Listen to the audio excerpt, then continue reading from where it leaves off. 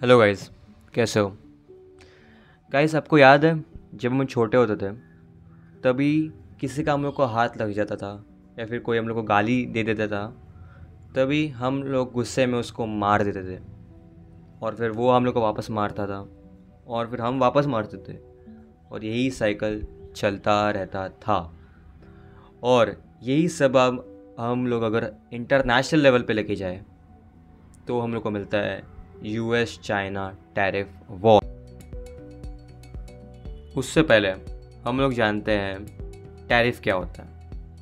Tariff एक प्रकार का टैक्स होता है जो कि इंपोर्ट गुड्स के ऊपर लगता है, जो कि गवर्नमेंट लगाती है अदर कंट्रीज़ के ऊपर, जैसे कि चाइना, इंडिया, यूएसए, ऐसे बहुत सारे कंट्रीज़ एक दूसरे के ऊपर टैक्सेस लगाते हैं।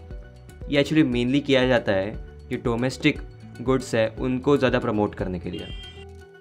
12 मई 2025 के हिसाब से अगर हम देखें तो यूएसए ने चाइना के ऊपर 51.1% का टैरिफ लगाया और चाइना ने यूएसए के ऊपर 32.6% का टैरिफ लगाया।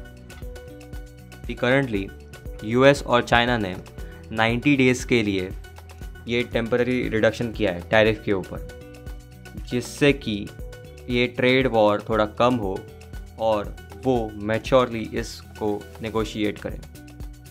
चाइनीज़ गुड्स के ऊपर जो यूएसए ने 45% का टैरिफ लगाया था वो 30% पे आ गया और चाइना ने 125% का टैरिफ लगाया था वो 10% पे आ गया, क्योंकि ये टैरिफ वॉर का एक बहुत ही बड़ा इम्पैक्ट पड़ता है कंज्यूमर्स के ऊपर और बिजनेसेस के ऊपर।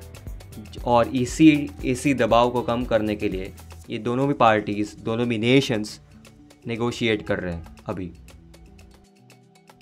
पर जो टैरिफ 2025 के स्टार्टिंग में लगाए गए थे यूएसए ने चाइनीज़ गुड्स के ऊपर, वो अभी भी वैसे के वैसे ही है।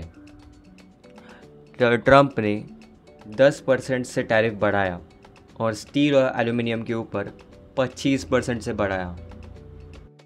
फिर अप्रैल 2025 में ट्रंप ने अनाउंस किया कि वो चाइना पे टैरिफ 125% तक बढ़ाएंगे और उसको लिबरेशन डे कहा इन यूएसए। और उसके जवाब में चाइना ने भी यूएसए के ऊपर 84% तक का टैरिफ लगा दिया यूएस गुड्स के ऊपर। इसका इकोनॉमिक इम्पैक्ट बहुत ही ज़्यादा होगा। येल यूनिवर्सिटी ने कहा कि उनके मुताबिक 1.1% का अफेक्ट होगा उनके ग्रोथ के ऊपर, जीडीपी ग्रोथ के ऊपर, और 1.7% से उनकी कंज्यूमर्स के लिए प्राइसेस भी बढ़ेंगे ही बढ़ेंगे। और ये सब शॉर्ट टर्म में होगा और लॉन्ग टर्म में $2,800 पर हाउस होल्ड, जो कि बहुत ही बड़ा लॉस है पूरे के पूरे यूएसए के लिए। और चाइना के इंपोर्ट शेयर्स यूएसए में भी ड्रॉप होंगे 14 to 6% के टैरिफ से, क्योंकि कंज्यूमर्स से और बिजनेसेस को भी एक अल्टरनेटिव अभी ढूंढना ही पड़ेगा। इस सब की वजह से सप्लाई चेन भी बहुत ही ज़्यादा डिस्टर्ब हो चुकी है।